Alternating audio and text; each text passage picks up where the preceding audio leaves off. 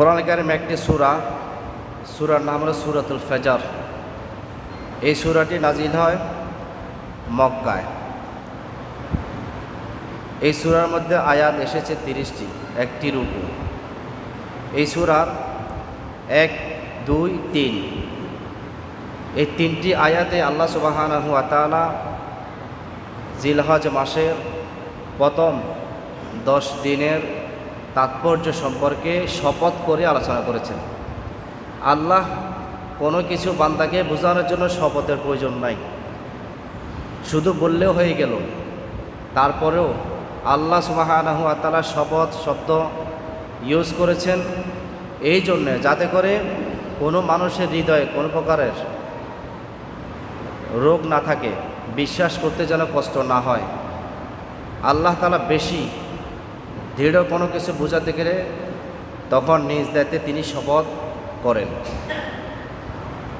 এই সূরায় 1 নম্বরে আল্লাহ তাআলা বলেন ওয়াল ফাজর, শপথ ফজরের, ভোরের। আমরা জানি ফজর এটি গুরুত্বপূর্ণ একটি সময়। সমস্ত মানুষ ঘুমায় আর মুসল্লিরা এই অন্ধকারাচ্ছন্ন সময়ে হেঁটে হেঁটে হেঁটে হেঁটে মসজিদে আসে।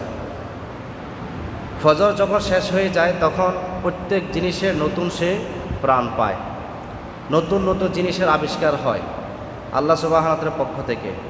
তো ফজরকে যেভাবে মানুষ অস্বীকার করতে পারে না, নতুন নতুন প্রাণ সঞ্চারকে যেভাবে মানুষ অস্বীকার করতে পারে না, ঠিক তদ্রূপভাবে এই জিলহজ মাসের 10 দিনের তাৎপর্যকেও মানুষ অস্বীকার করতে পারে না। আল্লাহ সুবহানাহু ওয়া তাআলা এই কথায় বলে ওয়াল ফাজর, শপথ ফজরের, ভোরের কসম, ওয়া লায়ালিন নাস, এবং জিলহজ মাসের 10 রাত্রি কসম। আল্লাহ তাআলা গুরুত্ব বোঝানোর জন্য, তাৎপর্য বোঝানোর জন্য ওয়া লায়ালিন নাস বললেন। সমস্ত মুফাসসির কিরাম, বেশিরভাগ মুফাসসির এই কথাই বলেছেন যে ওয়া লায়ালিন নাসের দ্বারা উদ্দেশ্য হলো, বেশিরভাগ মুফাসসিরদের বক্তব্য জিলহজ মাসের 1 থেকে 10 তারিখ পর্যন্ত। 1 থেকে 10 তারিখ পর্যন্ত হলো জিলহজ মাসের গুরুত্ব সম্পর্কে আল্লাহ তাআলা আলোচনা করলেন। এরপর আল্লাহ তাআলা বললেন ওয়াশ-শাফিঈ, বিশেষ করে 10 তারিখের কসম। জিলহজ মাসের স্পেশালি 10 তারিখে কসম করলেন। ওয়াল ওয়াতরি, এবং 9 তারিখ ইয়াউমে আরাফার কসম।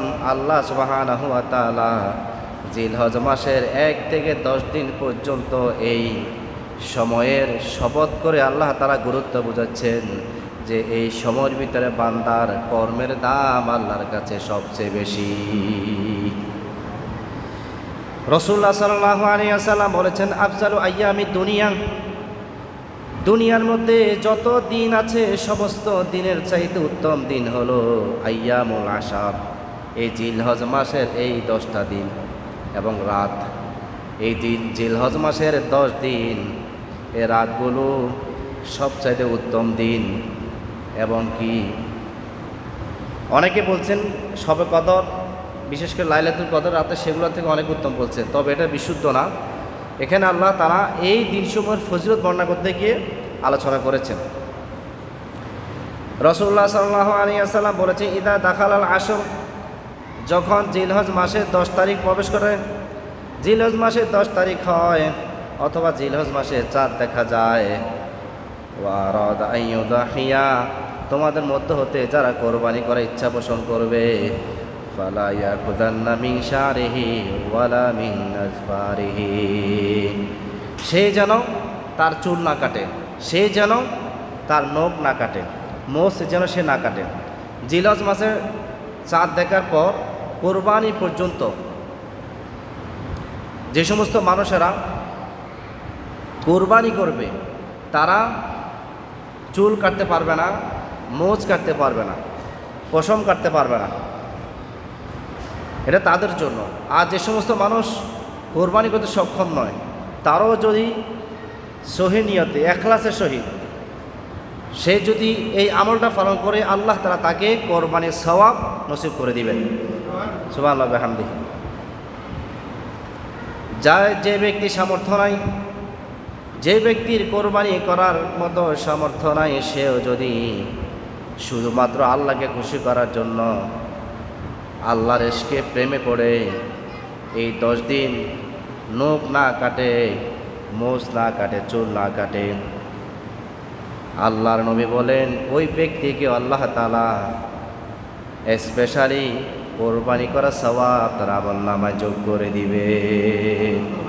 কোরবানির সব সে আমলনামা পেয়ে যাবে।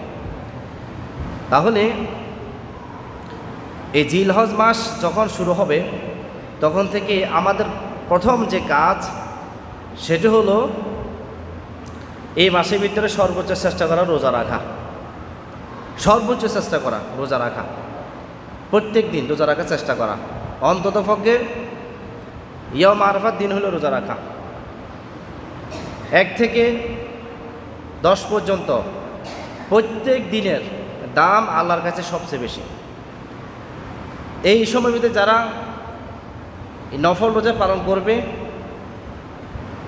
রাতে ইবাদত করবে, আল্লাহ তাআলার কাছে তারা হলো সবচেয়ে প্রিয় বান্দাবান্দি। সুবহানাল্লাহ ওয়া বিহামদিহি। আমরা কি আল্লাহর প্রিয় বান্দা হতে চাই? বলেন, আমরা কি আল্লাহর প্রিয় বান্দা হতে চাই?